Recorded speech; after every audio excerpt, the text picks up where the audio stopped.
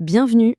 Aujourd'hui, on va se poser une question assez folle. Une question qui est en train de secouer le monde de l'intelligence artificielle et qui pourrait bien tout changer. Alors imaginez un peu le truc. Des modèles conçus par des équipes concurrentes, nourris avec des données totalement différentes. Du texte, des images, des sons. Et pourtant, en secret, ils développeraient tous la même vision du monde. C'est cette idée, un peu folle, qu'on va creuser ensemble. Évidemment, les chercheurs ont déjà un nom pour cette théorie un peu radicale, l'hypothèse de la représentation platonique. Voyons un peu ce qui se cache derrière ce grand nom. En clair, qu'est-ce que ça veut dire? Ça signifie que peu importe la méthode d'entraînement ou les données utilisées, les IA les plus performantes ne trouvent pas des manières uniques de comprendre le monde. Non, elles découvrent toutes la même structure cachée. Elles finissent toutes par converger. Pour bien piger le concept, la meilleure image, c'est l'allégorie de la caverne de Platon. Les données qu'on donne aux IA, que ce soit des images qu'on va appeler X ou du texte Y, ce ne sont que des ombres projetées sur un mur. L'hypothèse, c'est que les IA apprennent à ignorer ces ombres pour comprendre directement la réalité, les vrais objets qui les créent. On appellera cette réalité Z. Bon, c'est une sacrée théorie, mais est-ce qu'on a des preuves? Eh bien oui, absolument. Les chercheurs ont trouvé plusieurs indices assez bluffants qui montrent que cette convergence est bien en train de se produire. Allons voir ça. Le premier indice est d'une simplicité presque déconcertante. Il se trouve que plus une IA est performante, plus sa structure de pensée interne, ses représentations, ressemble à celle des autres IA performantes. Les auteurs de l'étude utilisent une formule géniale pour décrire ça, un clin d'œil à Tolstoï et son roman Anna Karénine. En gros, il y a 1000 façons de se tromper et d'être mauvais, mais il n'y aurait qu'une seule façon d'avoir raison. Et toutes les meilleures IA sont en train de la trouver. Et ce graphique, il est super parlant. Chaque point, c'est un modèle d'IA. Regardez, les plus performants, en bleu, sont tous collés les uns aux autres. Ça veut dire que leur cerveau est organisé de la même façon.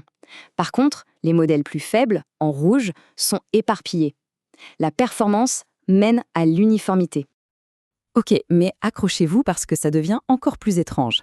Cette convergence, elle ne se limite pas aux modèles qui regardent des images. Non, elle se produit aussi entre les modèles qui voient et les modèles qui lisent. Et ça, c'est vraiment le cœur du truc. Un modèle entraîné uniquement sur du texte, un LLM, commence à organiser les concepts d'une manière incroyablement similaire à un modèle qui n'a vu que des images. Ils n'ont jamais partagé leurs données, mais ils développent la même structure de connaissances. Le dernier indice, c'est peut-être celui qui met tout le monde d'accord. Parce que cet alignement, ce n'est pas juste une curiosité de chercheur. Ça a des conséquences bien réelles sur ce que les IA peuvent faire. Concrètement, qu'est-ce que ça veut dire?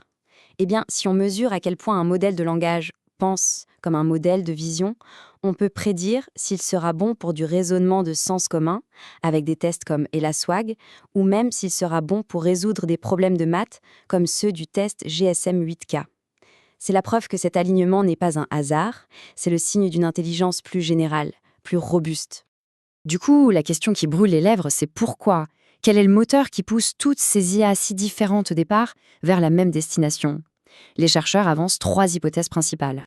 Il y a donc 3 grandes forces qui semblent agir ensemble pour créer cette convergence. La généralité des tâches, la taille du modèle et une sorte de préférence innée pour la simplicité. On va décortiquer ça point par point. D'abord, la généralité.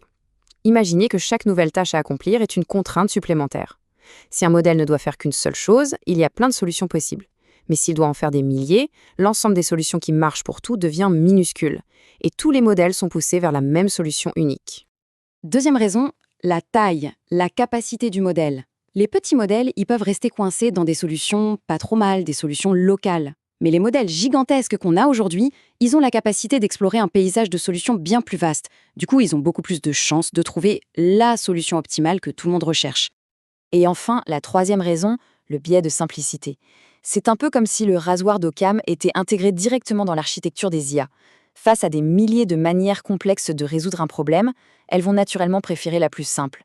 Et il semblerait que la solution la plus simple et la plus efficace soit la même pour tout le monde. D'accord, reprenons. On a des preuves solides que les IA convergent. Et on a des théories assez convaincantes pour expliquer pourquoi. Ce qui nous amène à la grande question. Si tous les chemins mènent au même endroit, quelle est cette destination? Vers quel savoir ultime toutes ces intelligences artificielles sont-elles en train de se diriger? La réponse est à la fois très simple et assez vertigineuse. Elles convergent vers un modèle statistique de la réalité elle-même. Elles apprennent la structure statistique du monde, la probabilité que les choses aillent ensemble. C'est quelque chose qu'on peut mesurer avec un outil qui s'appelle l'information mutuelle ponctuelle. Et tenez, voici un exemple parfait pour illustrer ça. Des chercheurs ont montré que les modèles peuvent apprendre la roue des couleurs, qui est pourtant basée sur notre perception humaine.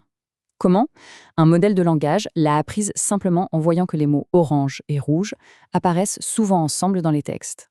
Et un modèle de vision l'a apprise en voyant que des pixels orange et rouge se trouvent souvent côte à côte dans les images. C'est juste incroyable quand on y pense.